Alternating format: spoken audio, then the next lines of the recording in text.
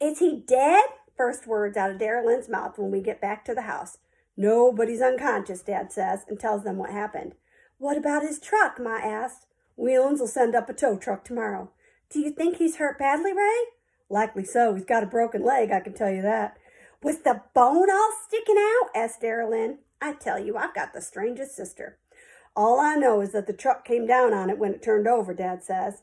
Darylyn sticks around long enough to see if there's any more gory details, then ambles off to bed. Becky, of course, sleeps through the whole thing. Ma and Dad talk a little more in the kitchen, then turn off the light and go back to bed. I lay on the couch staring up into the dark. I'm having this conversation with Jesus again, only I'm doing all the talking. One minute I hope he's listening, and the next moment I hope he's not. Help him get well, I'm saying, because I think I should. Because you're supposed to pray for somebody who's been hurt. Then I find myself thinking, just don't let his leg get well enough to ever go hunting again.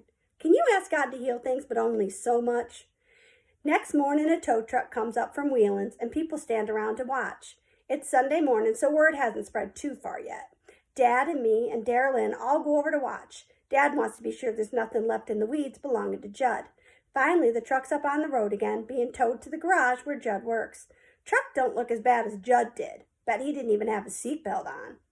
After Sunday dinner, Dad drives me down to David Howard's, and as soon as I see him out on the porch, I run up.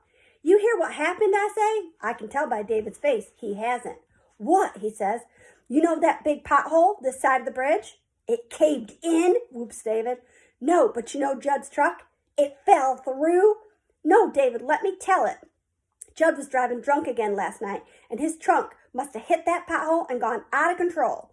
Then I tell him how the sheriff figures it hit the bridge first, then rolled on down the bank, Judd with it. Wow, says David Howard, and the way he says it, dragging it out, sounds like air coming slow out of a bag. We go in and tell his folks, and Mr. Howard calls his newspaper to make sure they've got the story. David and I work at putting together his puzzle of the floor of the Pacific. Takes about 2 hours, with Mrs. Howard helping sometimes.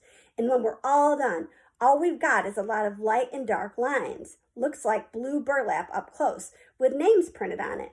Galapagos Fracture Zone, Continental Shelf, Bounty Trough, Bone-In Trench. Heck, I figured there'd be fish and pirates and treasure chests and sunken ships on the bottom, not just lines. Mrs. Howard, though, she's pointing out the Marianas Trench on the map. That's the world's greatest ocean depth, she says, almost 7 miles deep. I'm thinking what it would be like to go 7 miles straight down in the ocean. Ma's granddaddy worked in a coal mine, but he didn't go down any 7 miles, quarter mile maybe, and that's scary enough. Dad was supposed to pick me up at 4, but it's almost 4:30 when he shows up.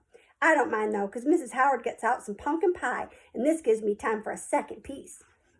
When I get in the Jeep, Dad says, didn't mean to be late, but I drove down to the hospital to look in on Judd. Took longer than I thought. The doctor wanted to talk to me. What'd he say? Wanted to know if Judd had any relatives around here, and I couldn't think of a one. How is he? They operated on him last night. Had some internal injuries, like Doc Murphy said. Ruptured spleen, couple of broken ribs, left leg broken in 2 places, fractured collarbone, skull fracture. Still, his condition is stable. He's going to live then?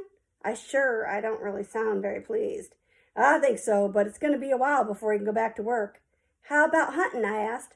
That I don't know, son. Then I know I have to do it. Dad, I say, I got something to tell you. I swallow. Dad looks over at me, and then he pulls the Jeep off the road and turns off the engine. Don't say nothing, just sits there studying me. I take a deep breath and tell him everything. I tell him how I'd blackmailed Judd into giving me Shiloh by promising not to report him to the game warden. And when I get all that out of my system, I tell him about Shiloh and me out on the road by Doc Murphy's and how I'm pretty sure it was Judd who took a shot at us. Didn't exactly plan it this way, but when you got 2 things to tell, one of them scarier than the other, it's a scary one your dad'll fix on every time. He shot at you, Marty, he says. He shot at you and you never told me? He's so worked up he forgets all about the blackmail. Why didn't you tell me? Because I didn't see it would help. It'd just make you mad and Judd madder. I figured I'd just steer clear off the road till we got this thing settled. Dad tips back his head and closes his eyes. Marty, he says finally, sometimes I'm stubborn and sometimes I'm cross, but you don't ever keep something like this from me again. Somebody takes a shot at one of my children. I want to hear about it. I want you to promise. I promise, I say, quicker than he can blink.